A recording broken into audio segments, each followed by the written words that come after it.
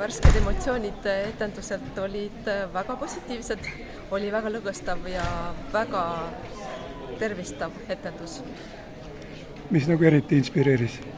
Inspireeris see just, et enda mõtet saab lendu lasta ja alati pea sinna alguspunkti kinni jääma, kust hakkas mõte minema.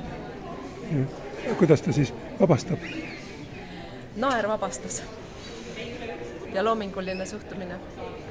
Kas olete ise ka valmis improviseerima nüüd? Ma olen seda isegi proovinud. Muusikas on see väga, väga aktuaalne meie majas, õpitakse muusikat ja improviseerimine käib selle juurde kindlasti, see on üks oma eneseväljendus. Muusikas saab seda kõikide pillidega teha, saab oma häälega teha.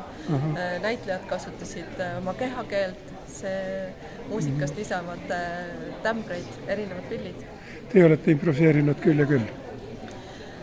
Meie majas tehakse seda küll palju. Et on niisugune huvitav seos, siis sõnakunstis improviseerimine ja muusikas improviseerimine. Ja, väga tihedalt seotud. Kas tekkis mõni päris uus mõte ka?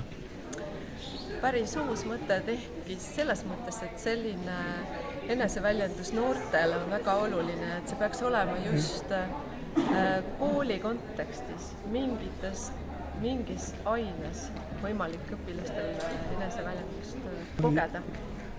Ja me nägimegi siin, et kirjandusõpetajad olid tulnud oma õpilaste rühmadega siia. Nad veavad seda ilmselt samuti vajalikuks.